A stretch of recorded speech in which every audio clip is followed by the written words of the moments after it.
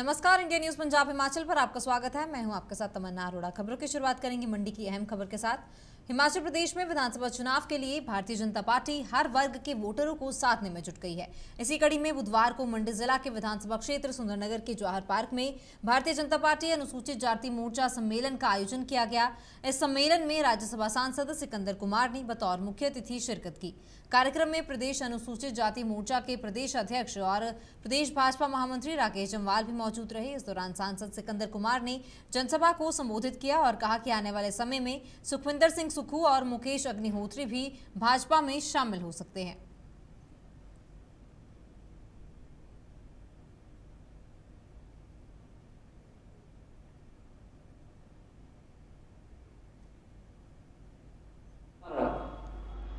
हिमाचल भी कांग्रेस मुक्त करना है। इस बार पूर्ण आहुति डालनी है आप लोगों ने, इनका बीज नाश करना है। आज सचमुच कांग्रेस का बहुत बुरा हाल है। एक कार्यकारी अध्यक्ष वर्किंग प्रेसिडेंट कांग्रेस पार्टी का स्टेट का लखविंदर राणा, जो अभी महीना हुआ होगा कि ज्वाइन कर गया। दूसरा वर्किंग प्रेसिडेंट आपका कांगड़ा से पवन काजल भारतीय जनता पार्टी ज्वाइन कर गया। और आज भी वर्किंग प्रेसिडेंट स्टेट का हर्ष महाजन, वो भी ज्वाइन कर गया। एक वर्किंग प्रेसिडेंट बिलासपुर में रामलाल ठाकुर जी बड़े परेशान है, उधर सुखविंदर सिंह सुक्खू परेशान, उधर लीडर अपोजिशन मुकेश अग्निहोत्री परेशान। करें तो करें क्या? और मैं ये बता दूं कि हो सकता है कि 10-15 दिनों में वो भी ज्वाइन कर जाए।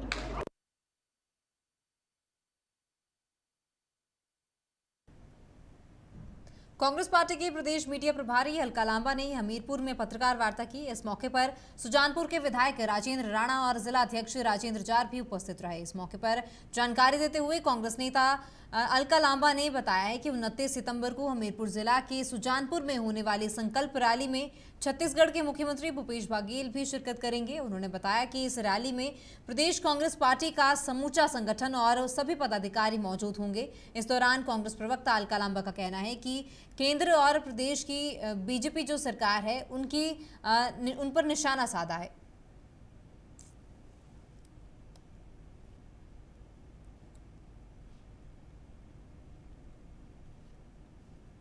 देखिए, हर्ष महाजन जी बता देते तो हम कांग्रेस मुख्यालय में उनका अच्छा विदाई समारोह रख लेते, है ना। वरिष्ठ नेता थे, क्या हुआ क्या नहीं हुआ ये भाजपा अब जाने और वो जाने कि क्यों हिमाचल नहीं दिल्ली जाना पड़ा और क्यों ज्वाइनिंग में भाजपा का एक भी नेता नहीं था। क्या है वो बेहतर जानते होंगे, पर हम ये जानते हैं कि भाजपा में 3 तरह के लोग जा रहे हैं। नंबर 1, जो संघर्ष नहीं करना चाहते, जनता के बीच में खड़े होकर बेरोजगारी महंगाई जैसे मुद्दों पर सड़क पर संघर्ष नहीं करना चाहते, वो जा रहे हैं आराम से सत्ता की तरफ। दूसरे वो जिन्हें पैसे का लालच दिया जा रहा है, विधायकों की कीमतें लगाई जा रही है, भाजपा के पास बहुत पैसा है, लोकतंत्र की हत्या करनी है तो पैसे का लालच दे दीजिए, वो जा रहे हैं। तीसरे वो जो भ्रष्ट कभी रहे और उनके सबूत बीजेपी के पास आ गए, सीबीआई ईडी का डर है, जेल जाना है या भाजपा मुख्यालय भेजे, तो भाजपा मुख्यालय की तरफ जा रहे हैं। जाना तो जेल था अगर भ्रष्ट थे, क्योंकि आप ही कह रहे थे जब हमारे साथ थे, जब तक वो तो भाजपा उन पर भ्रष्टाचार के आरोप लगाती थी। तो 3 तरह के लोग कांग्रेस का संघर्ष छोड़कर, राहुल गांधी जी जब 3572 किलोमीटर देश को जोड़ने चलेंगे महंगाई बेरोजगारी के मुद्दे पर, तब आप संघर्ष छोड़कर सत्ता लालच में बीच चुनाव में आप जा रहे हैं, तो आपको हम शुभकामनाएं देते हैं। मैडम, पिछले कल केंद्रीय मंत्री आए थे अनुराग ठाकुर, सीधा कहना है कि कांग्रेस जो है वो अब डूबता जहाज है। राजस्थान में खींचतानी नजदीक आ रही है और थोड़े दिनों में राजस्थान के जो असंतुष्ट लोग हैं वो बीजेपी में शामिल होंगे और बीजेपी की सरकार में। देखिए, आप कहते हैं ना अलका लांबा आई थी तो समझ आता, क्योंकि मैं दिल्ली क्यों, आप कह रहे हैं अनुराग ठाकुर आए थे,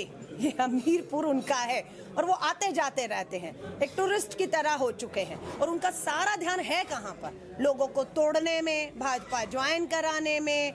विकास पे ध्यान दिया होता, वही मैं आपको अभी अखबार की कटिंग दिखा रही थी, ऊना से हमीरपुर रेल चलेगी, 1 रुपया कितना?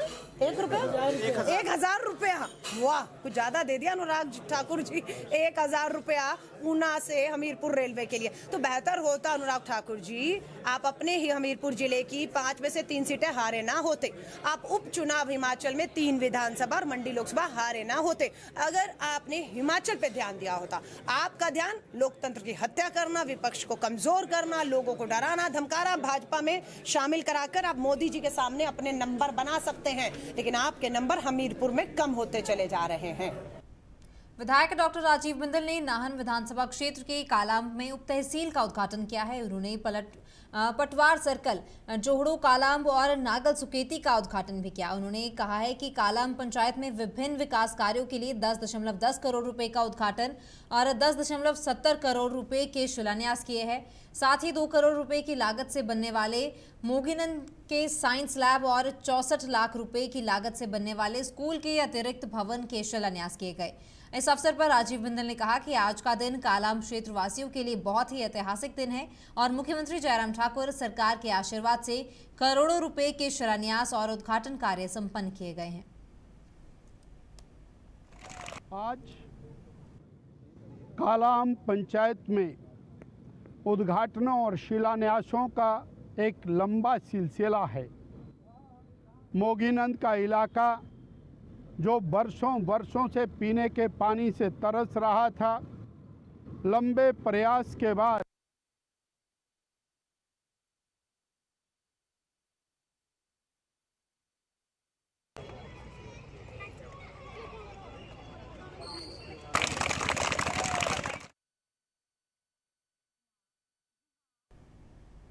कांग्रेस पार्टी के वरिष्ठ नेता हर्ष महाजन द्वारा कांग्रेस पार्टी को छोड़ भाजपा का दामन थाम लिया गया है, जिसके बाद धर्मशाला के विधायक विशाल नहरिया ने उनका स्वागत किया है। इसके साथ ही उन्होंने कहा है कि हर्ष महाजन कांग्रेस पार्टी के बहुत ही वरिष्ठ नेता थे। उन्होंने कहा कि भाजपा की नीयत और नीतियां एकदम जनहितैषी हैं। यही वजह है कि दूसरी पार्टियों के नेता एक एक करके अपनी पार्टी का दामन छोड़ भाजपा में चले आ रहे हैं।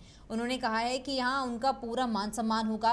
विशाल नहरिया ने कहा कि जिस तरह से विपक्षी दलों में चुनाव को लेकर खलबली मची हुई है, इससे एक बात तो स्पष्ट है कि अभी भी भाजपा की ही सरकार है और भविष्य में ही भाजपा की ही सरकार आने वाली है। हर्ष महाजन जी कांग्रेस के वरिष्ठ नेता थे और कांग्रेस पार्टी की नीतियों से दुखी होकर आज उन्होंने भारतीय जनता पार्टी का दामन थामा है। मैं उनका स्वागत करता हूं, अभिनंदन करता हूं।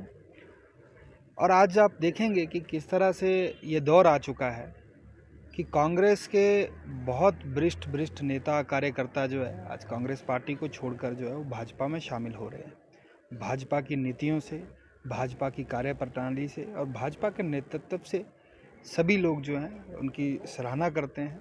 और जो आज भारतीय जनता पार्टी का नेतृत्व जिस तरह से देश और प्रदेश के अंदर अच्छा काम कर रहा है, अच्छी नीतियों के साथ चल रहा है, जिसको लोगों का भी एक सहयोग सपोर्ट मिल रहा है, इन सारी चीज़ों को ध्यान में रखते हुए ये इस दिशा में जो है आज पूरा देश बढ़ रहा है।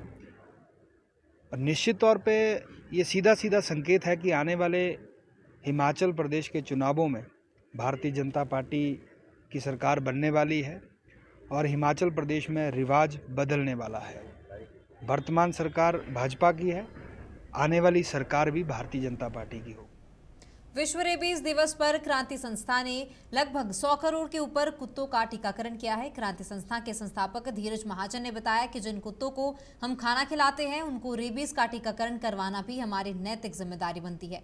उन्होंने बताया कि रेबीज एक ऐसी जानलेवा बीमारी है जिसका आज तक कोई उपचार नहीं बन पाया है।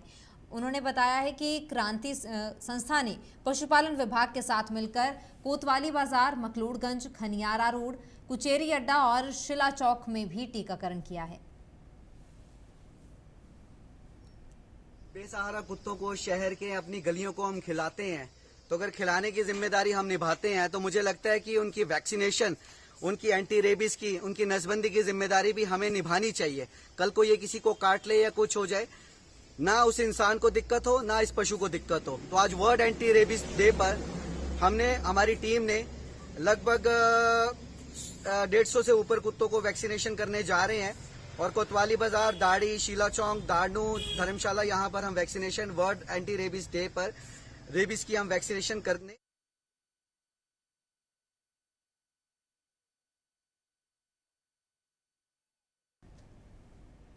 आम आदमी पार्टी के प्रदेश अध्यक्ष सुरजीत ठाकुर ने चंबा में प्रेस कॉन्फ्रेंस कर जिले की बदहाल स्वास्थ्य सुविधाओं को लेकर जयराम सरकार को घेरा है। सुरजीत ठाकुर ने कहा है कि चंबा में मेडिकल कॉलेज में मरीजों को इलाज की सुविधा नहीं मिलती। मेडिकल कॉलेज मात्र रेफर अस्पताल बनकर रह गया है, जहां आने वाले मरीजों को शिमला या टांडा रेफर कर दिया जाता है। मेडिकल कॉलेज में अल्ट्रासाउंड मशीन तो है, लेकिन गर्भवती महिलाओं को 2-2 महीने के बाद की तारीख दी जा रही है, जो कि दुर्भाग्यपूर्ण है। महिलाओं को टांडा रेफर किया जाता है। गर्भवती महिलाएं खस्ताहाल सड़कों में सफर करती हैं तो उन्हें कितनी परेशानी होती होगी। मेडिकल कॉलेज में ना तो अल्ट्रासाउंड होता है और ना ही किसी भी प्रकार के कोई टेस्ट किए जाते हैं। वहीं सुरजीत ठाकुर ने कहा है कि आगामी विधानसभा चुनावों में एक मौका अगर आम आदमी पार्टी को दिया जाएगा तो दिल्ली मॉडल के तर्ज पर चंबा के लोगों को भी बेहतर स्वास्थ्य सुविधाएं मिल पाएंगी। देखिए, हमारी 4 उम्मीदवारों की लिस्ट पिछले हफ्ते जारी हो चुकी है और बहुत जल्दी हमारे अगले जितने भी हमारे कैंडिडेट्स हैं वो क्लियर हो जाएंगे। नवरात्रों के बीच में ही हो जाएगा। कुछ ऐसे जैसे जैसे फाइनलाइज हो रहा है। हमारा जो पार्टी का प्रोसेस है टिकट देने का, वो थोड़ा लंबा है। पिछले 3 महीने से लगातार चल रहा है और उसमें सारी चीज़ें देखी जाती है।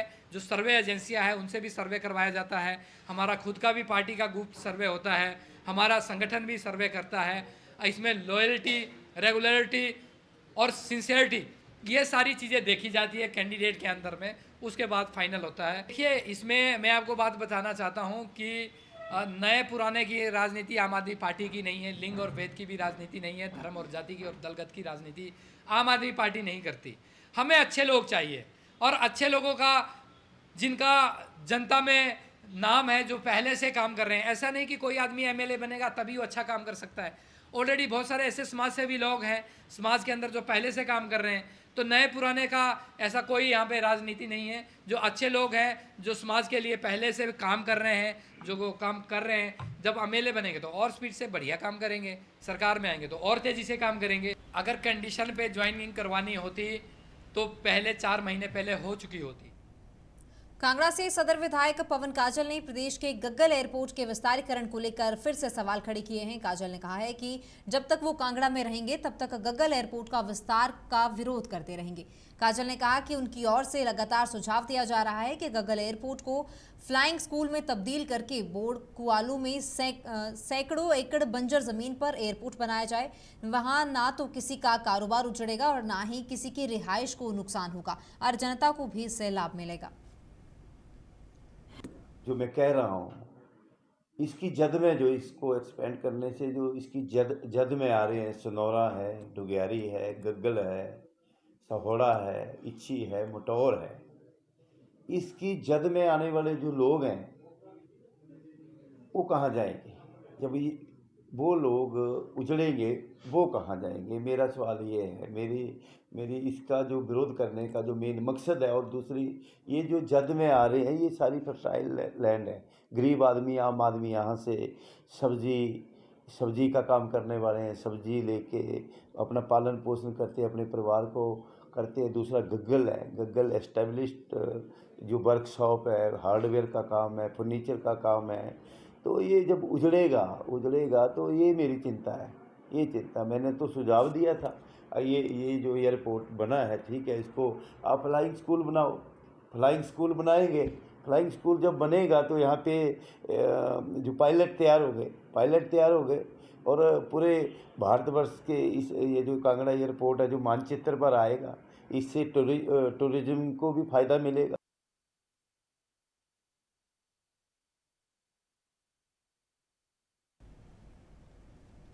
पूर्व मंत्री मेजर विजय सिंह मानकोटिया द्वारा कांग्रेस के सीनियर लीडर्स पर लगाए गए आरोपों के चलते कांग्रेस ओबीसी प्रकोष्ठ और धर्मशाला यूथ कांग्रेस ने मानकोटिया पर पलटवार किया है। ओबीसी कांग्रेस जिलाध्यक्ष वीरेंद्र चौधरी, धर्मशाला यूथ कांग्रेस अध्यक्ष अश्विनी राणा, यूथ इंटेक जिलाध्यक्ष शुभम सूद ने संयुक्त प्रेस वार्ता में कहा कि मानकोटिया ने सीनियर लीडर्स पर बेबुनियाद आरोप लगाना अगर बंद नहीं किया तो उनका घेराव किया जाएगा। आज जो हमने प्रेस कॉन्फ्रेंस की है उसमें मेजर विजय सिंह मनकोटिया जी ने पिछले कल जो कांग्रेस पार्टी पर और हमारे वरिष्ठ नेताओं पर जो आरोप लगाए थे, झूठे आरोप जो लगाए थे, उनका जवाब देने के लिए हम सभी लोग यहाँ इकट्ठे हुए थे। और मेजर मनकोटिया जी जिस तरीके से अनाप शनाप बयानबाजी कर रहे हैं, तो मेरा मानना है कि मुझे लगता है मेजर मनकोटिया जी का जो मानसिक संतुलन है वो हिल चुका है, क्योंकि कांग्रेस पार्टी के पास वो पिछले कई दिनों से दिल्ली दरबार में यही आस लगाकर बैठे थे कि शाहपुर विधानसभा क्षेत्र से उनको कांग्रेस की टिकट मिले, लेकिन कांग्रेस पार्टी सदैव काम करने वाले व्यक्तियों को आगे लेकर आती है। और आदरणीय मेजर विजय सिंह मनकोटिया को जब टिकट नहीं मिली तो वो धर्मशाला में आके उन्होंने इस बात की भड़ास निकाली है, जिसके लिए आज हम यहाँ सभी लोग इकट्ठे होकर हमने उस बात का जो है वो सिरे से नकारा है जो उन्होंने आरोप लगाए हैं। और जो बातें उन्होंने हमारे आदरणीय नेता सुधीर शर्मा जी के प्रति की थी, तो मेजर मनकोटिया जी को मैं इस मंच के माध्यम से ये बताना चाहता हूँ कि आदरणीय सुधीर शर्मा जी ने पिछले 5 वर्षों में 2012 से 17 तक जो कार्य धर्मशाला विधानसभा के लिए किए हैं, वो धर्मशाला की जनता समय आने पर उस चीज़ का जो बखान है वो करेगी, जो जवाब है वो भी दिया जाएगा। और मेजर मनकोटिया जी धर्मशाला की जगह मुझे लगता है अपना चुनाव क्षेत्र, वैसे रहने वाले तो वो कांगड़ा के हैं, राजनीति करने के लिए शाहपुर और धर्मशाला घूमते रहते हैं।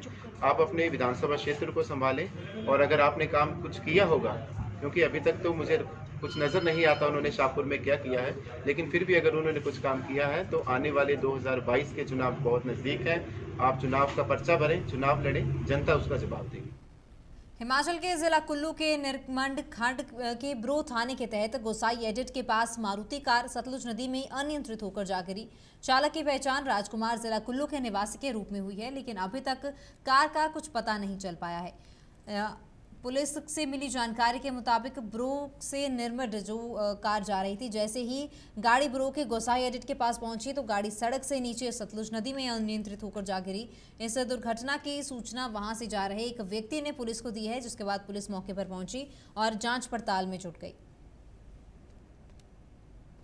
ये आज सुबह 7:30 बजे पुलिस थाना ब्रो में सूचना आई थी कि एक गाड़ी जो है ये ब्रो के पास जो है बजीर बाड़ी के पास सतलुज नदी में गिर गई है, जिस पर जो है तुरंत थाना प्रभारी और स्टाफ जो है मौके पर पहुंचे तो वहां पर देखा कि गाड़ी वहां पर थी नहीं और स्पॉट को आइडेंटिफाई किया गया तो लगा कि गाड़ी जो है सतलुज नदी में अंदर समा गई है और अभी मिल नहीं रही है, ना ही चालक का भी शव बरामद हुआ है। तो इस पर जो है NDRF की टीम को मौके पर बुलाया गया है। अभी सर्च यहाँ पर अभी जारी है और जो जल्दी से जल्दी हम जो इसमें आपको बताएंगे।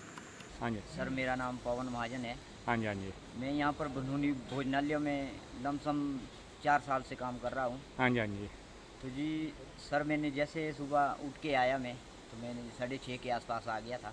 हाँ। मैं बस चाय बनाकर यहाँ बाहर बैठा ही था, तो जैसे 7:03-4 के आसपास जब मैंने देखा तो पार से एक लाल कलर की गाड़ी आ रही है, तो वो जो है सीधी पार से नीचे गिरी और नदी में समा गई। हिमाचल प्रदेश के विश्वविख्यात शक्तिपीठ श्री नैना देवी में शारदीय नवरात्रे के चौथे दिन श्रद्धालुओं को काफ़ी जनसैलाब उमड़ा। वहां पे काफ़ी श्रद्धालु नतमस्तक हुए, काफ़ी श्रद्धालु भारी संख्या में वहां पहुंचे हैं। बता दें कि आज नवरात्रों का चौथा दिन है, जिसके बाद श्रद्धालुओं की भी काफ़ी भीड़ वहां देखने को मिली और सुरक्षा के भी पुख्ता इंतजाम वहां श्रद्धालुओं के लिए किए गए हैं और लाइनों में ही श्रद्धालुओं को अंदर माता के दर्शन के लिए भेजा जा रहा है। माई दे दरबार आए थे जी दर्शन करने के लिए। नरात्यां च बहुत वधिया दर्शन हुए। गुरु महाराज महामाई का प्रसाद फुल मिले जी सानू। जय माता दी। माता के मंदिर में आया, नैना देवी में मंदिर बहुत सजा हुआ है, बहुत अच्छा लगा, बड़े खुले दर्शन हुए। माता रानी की कृपा बनी रहेगी।